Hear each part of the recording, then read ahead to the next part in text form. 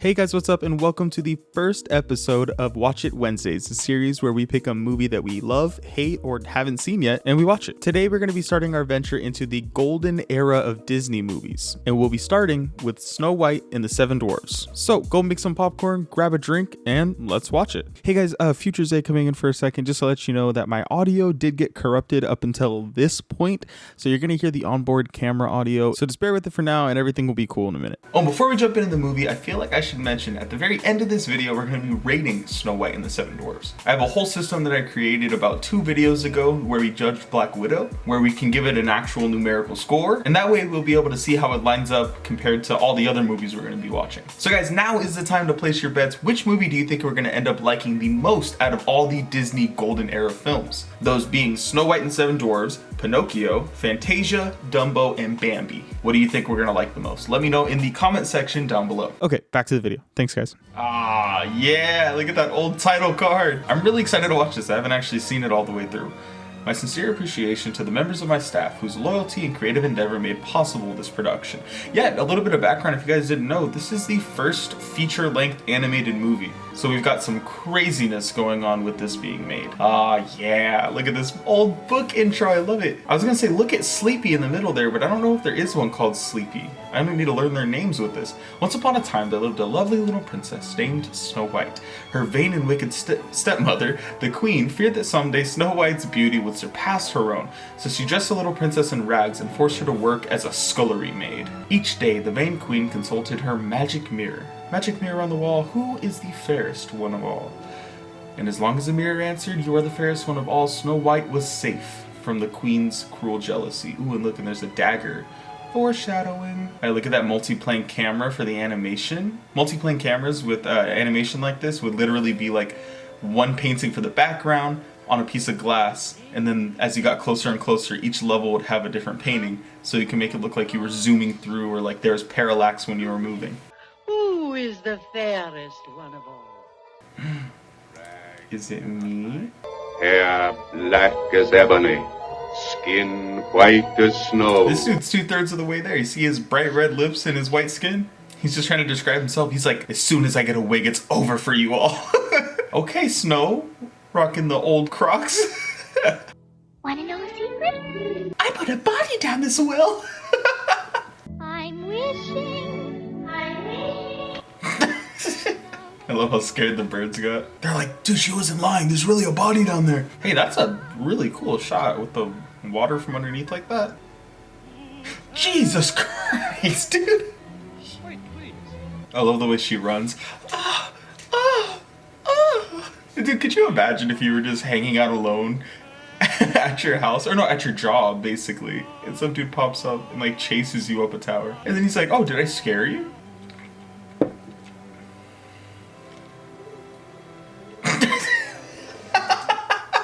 I like to think that that bird like thought that this dude was like singing for her. You will kill her. But your majesty, the little princess.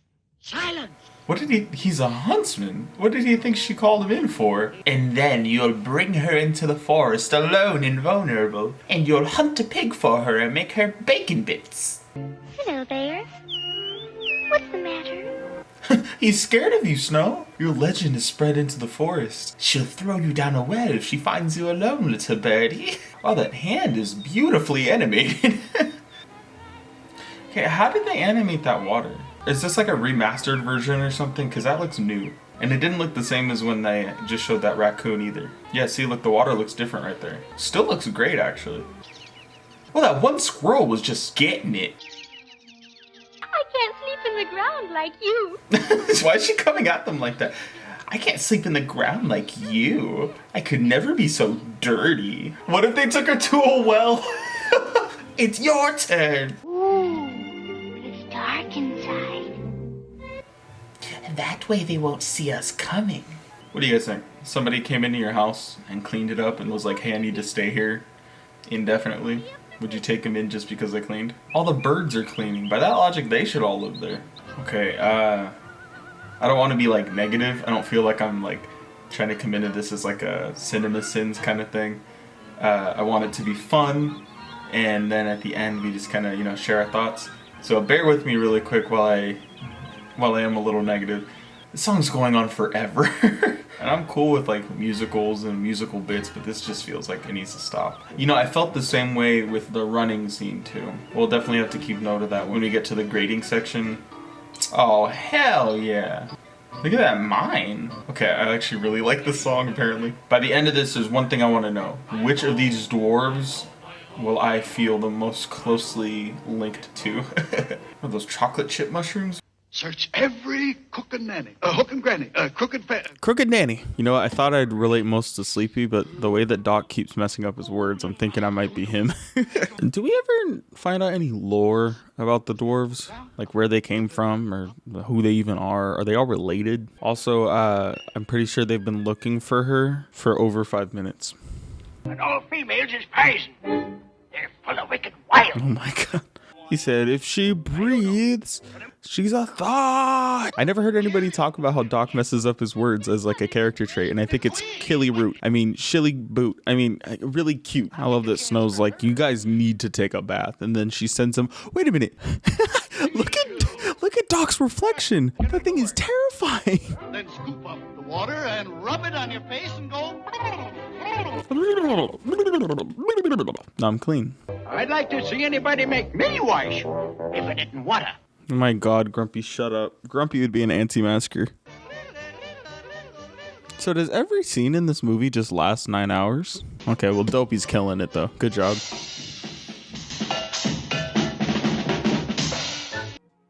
Oh my god. Who's she praying to? My god, he's about to drown. This is how we see one of the first dwarves die. Oh my god, it actually dropped in. Sleepy said, we don't have pillows, but we do got some cake. Oh, finally, some freaking plot. Honestly, dude, take her out. Look at a villain actually doing her homework. Only by love's first kiss. It's a weird stipulation, isn't it? Imagine if, like, actual medicine worked like that. Like, you got a rattlesnake bite? Well, the antidote is the first sneeze of spring. The first shiver of cold season. The first fart of a night's worth of diarrhea. I'm gonna move on. Oh my god. Who was that?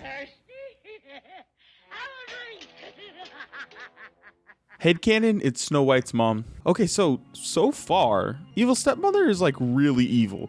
Not like a misunderstood villain. She just sucks. And I kind of like that. I feel like a lot of things we see now make the villain somebody that you can understand if you really try, you know, a sympathetic villain. And it's nice to see one that's just like batshit crazy. Goodbye. Oh, God.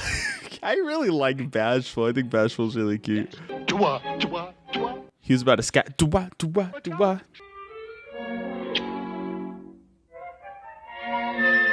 And with that kiss, Dopey's name changed from Dopey to Horny. Look, what'd I say? He's back again. Here comes the evil stepmother, the evil queen with the plot. Dude, I'm so tired of Snow White singing. Like, okay, princesses still do it in Disney movies like Moana and Anna and Elsa. They all sing still. But I think because all of their songs have a point, it feels different. It's just like she's always doing it. It's just like her default thing to go to. What'd you have? My heart. I love this lady. My heart. Just a little bit of context, guys. I'm 1 hour and 12 minutes into this movie. Snow White is just now going to eat the poison apple. That should be like the midpoint twist, you know, like the 30-minute mark, not an hour and 12 minutes in. For what looks like an hour and 23-minute movie. It's a magic wishing apple. I would love if she was just like, it's a poison apple. It just slipped up. Like Doc, it's an poison apple. Can this turtle get a freaking break, dude? That's kind of tight. I like that they don't show her dying like that. That's kind of tight. That run was hilarious. The vulture's just gonna straight up eat Snow. Go, go! I kind of want her to win.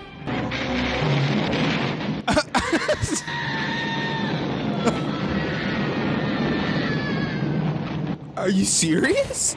That's how she dies? I thought the prince killed her. Oh my God, the vultures are gonna eat her? Oh my God. How crazy would it be if it just rolled credits over that right there? Like Snow's dead and the credits just start rolling. So beautiful, even in death, that the dwarfs could not find it in their hearts to bury her. They fashioned a coffin of glass and gold and kept eternal vigil at her side. The prince, who had searched far and wide, heard of the maiden who slept in the glass coffin. Here he comes, stalking her in death too. Wait, this isn't Prince Philip. Isn't Prince Philip the one from not from Sleeping Beauty? This prince literally does nothing. He shows up at the very end and wakes her up? I really thought he was gonna kill the queen. So what's the message of this? Boys, if you sweep in when a woman's vulnerable and hurt, stalk her enough and she'll let you kiss her and you'll live happily ever after.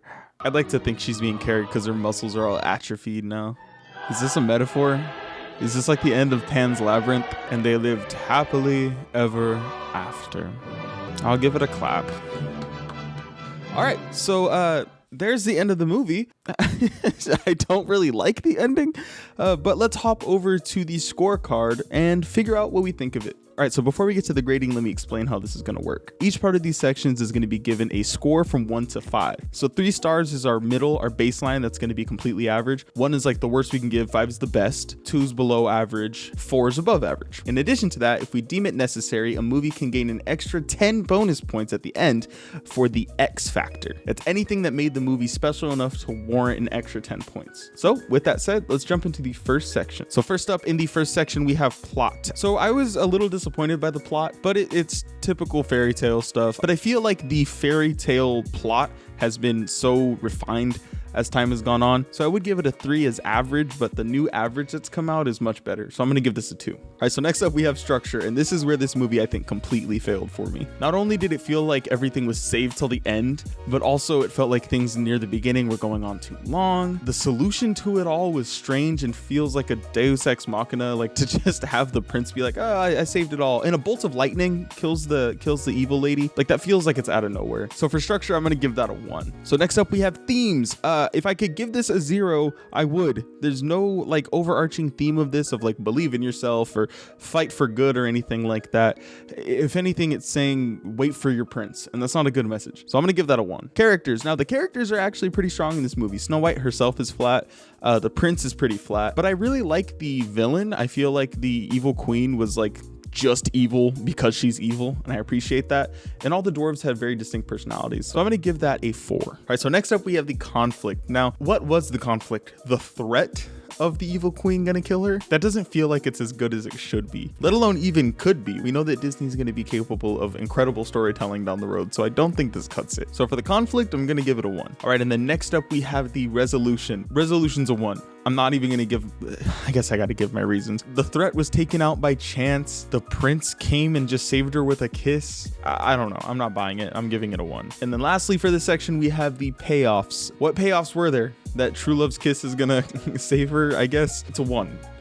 No. All right, and now we're moving on to the second section, production. So first up we have visuals. Now I will give it this. For the time that it was released, and even now, the animation was beautiful. I mentioned how they utilized techniques like multiplanar cameras, but there was also just master level animation work here. I'm pretty sure I've heard about there being rotoscoping done at the time, and there was just an incredible amount of work put into it. So I will say for visuals, they're gonna get a perfect score of 5. All right, so the next one up is performances. Now, while I may not like all the characters, I will say all of the voice actors completely embody their characters. So I think I'm actually going to give this one also a score of 5. All right, so next up we have set design. Now for animated movies, this would be background art. And the background art for this was great. They had the traditional painting backgrounds, but I also saw use of watercolors at the beginning. And like I mentioned, there was use of multiplanes. I even saw them throwing in parallax, which is that thing in like Super Mario Bros that you see where the background moves slower than the foreground does as you move. So like this. Look it up. There's somebody that explains it better. But I saw them using that, and I think that that is absolutely great, and I think that it was totally well done. So for that, again, I'm going to give it another perfect score of 5. Next up, we have stunt work. This would be where the rotoscoping comes in. I mean, it seemed really goofy at some points. Oh, I should explain what rotoscoping is too. It's where you have actors do an action filmed on camera, and then you trace over it for the action and the actual animation. It was goofy. So that would, for me, give it at like a 2, like below average. But at points, it was distracting. So I'm going to give it a 1. All right, so next up we have special effects. Now, a movie like this doesn't have any practical effects, but I can't skip this section, so I'm going to try to find the closest thing we have to it. And I think something like that would be probably their use of the multiplanar camera. And for that, I'll give it a 5. All right, and then last for this section, we have props. Now, for an animated movie, this is also going to be in the background art space. But if you guys notice with things that I pointed out, like the organ in the background or all the intricate carvings that they give for like the dwarf's headboards and Snow White's coffin, there's a lot of care put into that, and I really respect that. So because they went the extra mile of really trying to bring something special to it, I'm going to give it a 5. All right, and then now we have the last section, the post-production. All right, so first off, we have editing. The editing did its job fine. There were a lot of times where there was just a fade to black used or cross dissolve used that felt lazy, but I'm going to assume that that was actually a product of its time, but it was completely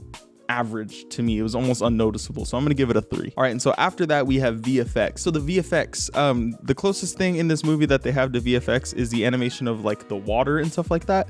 And I even pointed it out at the time. It was gorgeous. It stood out so much that I thought that it might have been remastered. So that's gonna get a 5 for sure. All right, then next up we have the music. For my own sake, I'm gonna separate music from singing because Snow White's voice really gets on my nerves, but the music in this is great. I mean, the second they introduced Hi Ho, I was dancing. But would I go as far as giving it a perfect score? I don't think so. I think that one of the great things that Disney movies offer as time goes on is this concept of an I want song. This is perfectly exemplified in the Disney Renaissance, where every character, minus Tarzan, but we'll get to that when we get to Tarzan, has a song explaining what they want. For Ariel, it's a song talking about how she wants to be on the surface. For Quasimodo, it's a song about how he wants to go out there into the city. For Hercules, it's a song about how he wants to find somewhere where he belongs. And it connects you to the character. It makes you care about them, and it makes you feel, more importantly, like you understand them. I don't think Snow White does this well enough. I think they get close where she's saying she's like wishing for the one that she loves. That's pretty close to an I want song, right? But it's not offering any glimpse into why. We're not understanding her more as a character. We're just understanding things about her. So while the music is great, it doesn't serve anything, and my camera died. Great. Okay, from now on, you'll just be looking at the scorecard. So while the music is great, it doesn't offer anything special. So I'm gonna give it a 4. It's above average, but it's not perfect. All right, and then last up, we have sound design. The sound design was pretty cute. I'll say that it definitely does the job, so I'm gonna give it a 3. Just put it at average. All right, and that's it for post-production. Now we are on to the X Factor. Does Snow White and the Seven Dwarves, despite all the criticism I'm giving it, deserve an X Factor bonus 10 points?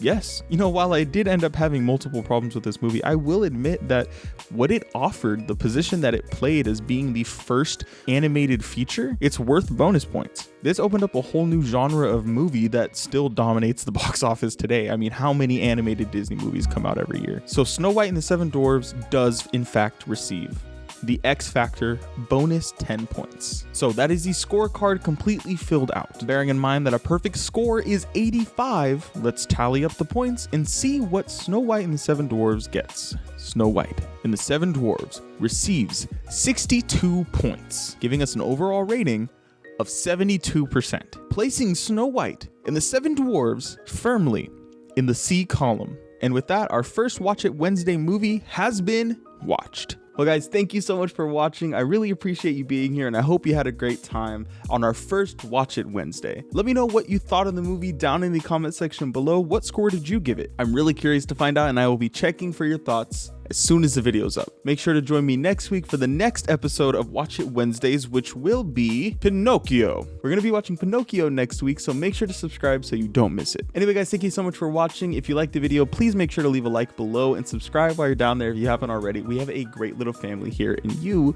would look great in it. I will see you in the next video, but until then, go do some good stuff.